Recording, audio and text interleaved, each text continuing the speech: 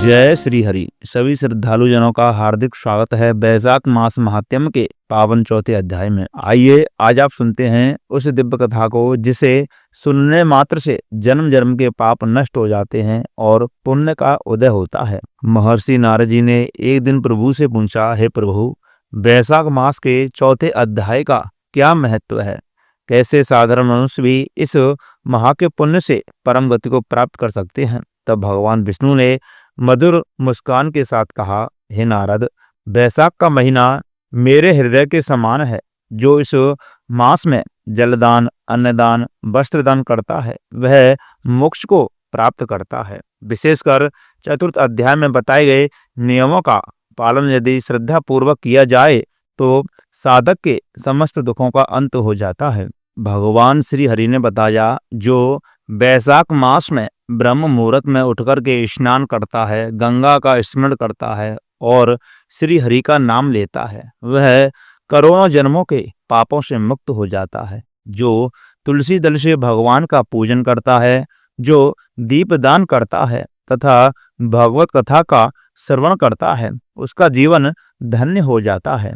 चतुर्थ अध्याय में यह भी बताया गया है कि जिसने बैसाख मास में व्रत किया, सच्चे हृदय से दान दिया और संयम रखा तो उसे मृत्यु के समय स्वयं भगवान विष्णु दर्शन देते हैं। वह आत्मा ना तो यमराज के डर से कांपती है, ना पुनर्जन्म के चक्र में पड़ती है, सीधे वैकुंठ धाम को चली जाती है। हे पुण्य आत्माओं, ऐसा अमूल्य अवसर बार बार नहीं मिलता। इसलिए बैसाख मास के इस चौथे अध्याय के उपदेशों का पालन करें, प्रेम पूर्वक भगवान का भजन करें, दान करें, सेवा करें और इस अलौकिक मास का संपूर्ण फल प्राप्त करें। तो आइए प्रिय मित्रों, कथा प्रारंभ करते हैं। बोलिए विष्णु भगवान की जय, माधव मास की जय। नारद जी बोले, हे राजन, जैसे रसों में दूध और दूध से दही और दही से घृत उत्तम है, ऐसे ही मासों में कार्तिक मास, कार्तिक से माघ तथा माघ से बैसाख मास अधिक है। इसमें धर्म करना बरगद की बराह की तरह बढ़ता है, यानी कि जड़ों की तरह बढ़ता है। मेघ की संक्रांति में मधुसूदन भगवान का ध्यान तथा प्रातःकाल स्नान करके विष्णु जी का पूजन करे और नीचे लिखे मंत्रों से मधुसूदन भगवान से प्रार्थना करें। हे मधुसूदन, हे देवाधिदेव, मैं बैसाख मास की संक्रांति पर प्रातःकाल स्नान करने की कामना करता हूँ। आप इसे निर्विघ्नता पूर्वक स्वीकार कीजिए, यानी कि पूर्ण कीजिए। फिर अर्घ देते हुए कहे, हे मधुसूदन, आपको अर्घ देता हूँ, इसे भली भांति ग्रहण कीजिए। गंगा आदि नदी, तीर्थ, सब जलाशय मेरे दिए हुए अर्घ को प्रसन्नता से ग्रहण करो और मुझ पर प्रसन्न होकर के यथोचित फल दीजिए। फिर वस्त्र पहन करके आवाहनिक कर्मों को करें, फूलों से भगवान का पूजन करें।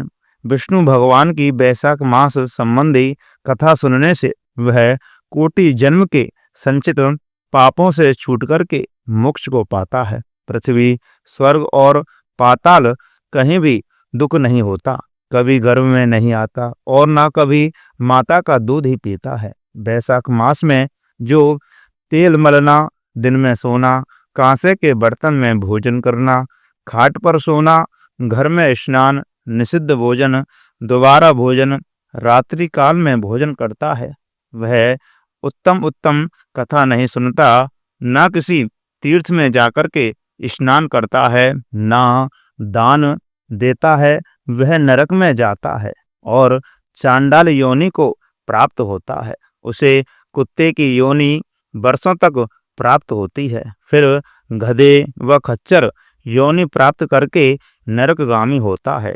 1000 ब्राह्मण की हत्या का पाप किसी तरह दूर हो जाता है, परंतु बैसाख मास में स्नान आदि न करने से उसका पाप कभी दूर नहीं होता। बैसाख मास में नियम पूर्वक कमल के पत्ते पर भोजन करने से सब पापों से निवृत्त होकर के विष्णु लोक प्राप्त करता है। बैसाख मास में दोपहर के समय मार्ग चलकर अपने घर पर आए हुए तथा थके हुए ब्राह्मणों का सुंदर आसन देकर के जो उनके चरणों को दबाता है और चरणों तक को अपने मस्तक पर छिलकता है, उसके सब बंधन कट जाते हैं, छूट जाते हैं। उसे गंगा आदि संपूर्ण तीर्थों में स्नान करने के बराबर फल निश्चय ही प्राप्त हो जाता है। वैशाख मास में अन्नदान व जलदान न करने से पाप और दुख कभी दूर नहीं होते। प्रातःकाल सूर्य उदय होने पर सागर से मिलने वाली सप्त गंगा, जाह्नवी, वृद्धगंगा, कालिंदी, सरस्वती, कावेरी, नर्मदा और बेड़ी में स्नान करके विष्णु भगवान में मन लगाने से 7 जन्म के संचित पाप शीघ्र ही नष्ट हो जाते हैं। बैसाख के महीने में बावड़ी में स्नान करने या घर से अलग अप्राकृत गौ के चरण के रखने की जगह के समान जल भरा हो तो उसमें भी स्नान करने से हे राजन बड़े बड़े पाप दूर हो जाते हैं। जो कोई धन संपन्न हो अथवा दरिद्री या पराधीन हो, उसे जो वस्तु मिल जाए वह ब्राह्मण को दान देना उचित है। कंदमूल, फल, शाक, नमक, गुड़, बेर, पत्र, जल और छाछ जो वस्तु दान की जाएगी अपरिवर्तित होती जाएगी। दान न करने से दरिद्रता आती है, दरिद्री होने से पाप किया जाता है, पाप करने से नरक मिलता है।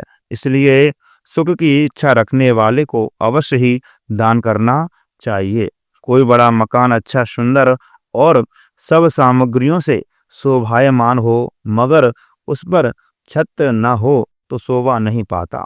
जैसे दया न होने पर सब गुण वृथा है, वैसे उत्तम शाक भी बिना नमक के स्वादिष्ट नहीं लगता। जैसे कोई कुरूपवती स्त्री श्रृंगार होने पर भी अच्छी नहीं लगती, वैसे ही बैसाख मास में जो धर्म कर्म या स्नान आदि नहीं करता उसका किया सब वृथा है।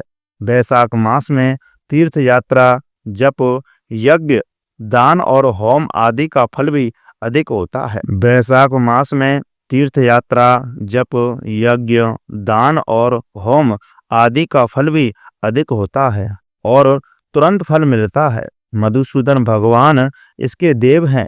जिसने किसी प्रकार भी बैसाख मास में मधुसूदन भगवान का पूजन नहीं किया वह मूढ़ बुद्धि सूकर की योनि को पाता है। जो तुलसी दल से बैसाख मास में मधुसूदन भगवान की पूजा करता है वह सार्वभौम राजा होकर के कोटि जन्म तक अनेक सुख भोगता है और फिर अपने करोड़ों कुलों को लेकर के विष्णु की सायुज मुक्ति को पाता है। तो प्रिय मित्रजनों, ये रही बैसाख मास महात्म्य के चौथे अध्याय की कथा। अगर आपको यह दिव्य कथा भावपूर्ण लगी हो तो इसे अधिक से अधिक अपने मित्रों परिवारजनों के साथ शेयर करें। चलिए हम सब मिलकर के इस बैसाख मास को पुण्यकारी और सफल बनाएं। हरि नाम संकीर्तन करते रहें। जय श्री हरि, जय श्री हरि।